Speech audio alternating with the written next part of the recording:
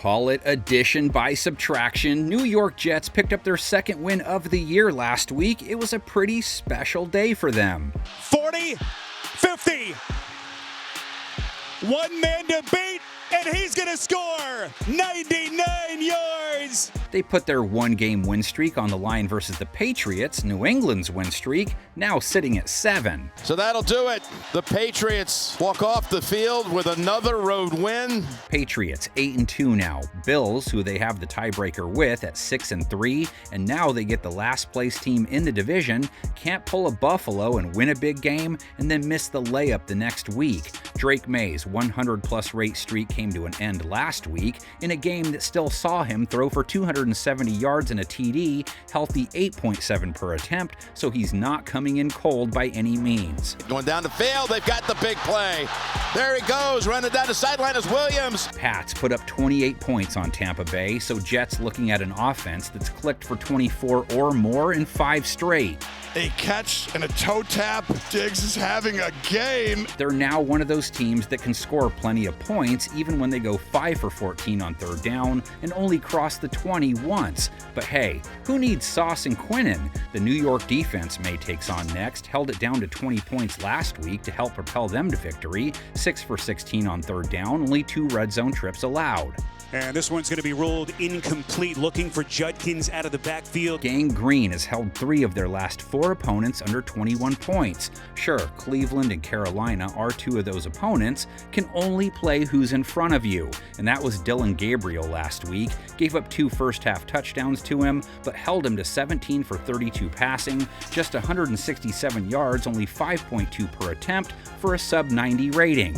So Browns now playing no timeouts. Oh boy. That pass nearly picked.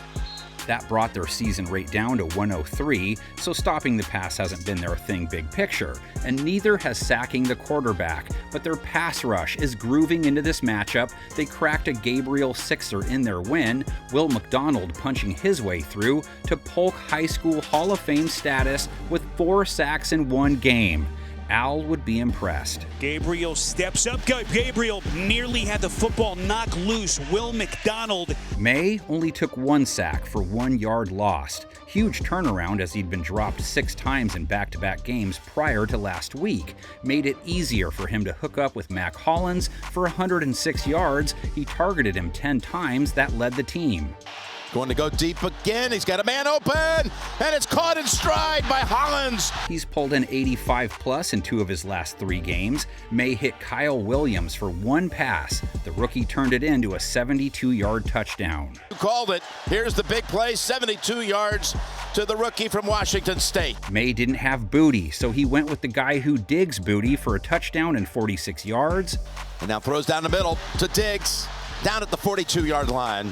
99% sure Cardi would be okay with that bar. Stephon has scored in 3 straight games. Demario Douglas chipped in with 38 yards last week, but the star of the offense, running back Travion Henderson, 147 yards along the ground, 2 long touchdowns, 10.5 yards per carry. That's silly. Inside the 20, the 10, and the rookie takes it home for the touchdown. He gets a Jets front that held Quinshon Judkins to 3.8 a run. They've played running backs in the better-than-average range this year. You see him, he's just going to find a small little crease inside against the Jets. They did give up 54 yards on 10.8 a carry to Gabriel. May didn't use his legs for much last week, but he's plenty capable. And so is his counterpart in this one, Justin Fields, with 28 rush yards last week, which unfortunately was almost as many as he threw for, 54 passing yards. He would have finished with negative net passing yards for a second time this year, if not for a screen pass being converted into a 42-yard TD. Under 5 yards per attempt, a 60 rate, he threw a pick. Gonna sling one, and it is picked! Right around the 40-yard line, it's Ronnie Hickman. Only 11 pass attempts, which says something about the confidence they have in him throwing. He's finished with less than 60 yards passing in 4 of his 8 starts. That's crazy, being he's their QB1.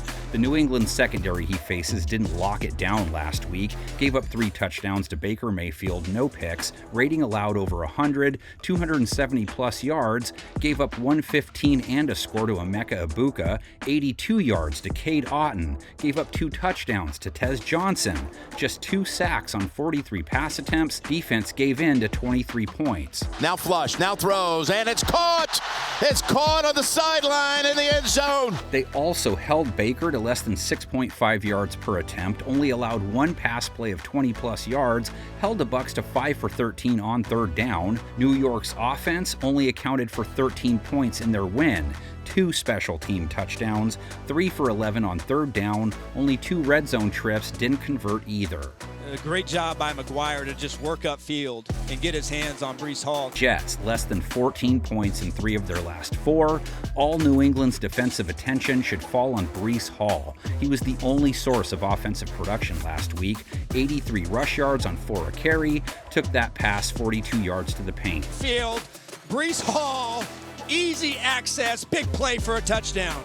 Pat's defense handled Rachaad White's 10 attempts last week with ease, did give up over 5 a carry to Sean Tucker, allowed Tampa Bay to hit at 5.4 a try on 21 tries. And really allows Tucker to get that wiggle, you call it, to get wide. These two have gotten in the ring twice a year since 1960. 3 times they've met in the postseason, their first back in 1985. As a wild card, the Patriots took to the road far from the friendly fans of Foxborough. The team traveled to 3 of the toughest arenas in football, and each time whipped the home team. Keyed by the cool performance of Tony Eason, the Patriots played a near-perfect game. The first touchdown came courtesy of an all-out blitz, while place kicker Tony Franklin tied a playoff record with 4 field goals. But turnovers turned the tide. New England caused 4, including one where number 52, Johnny Rember, stripped the ball, then scrambled into the end zone to put the game on ice.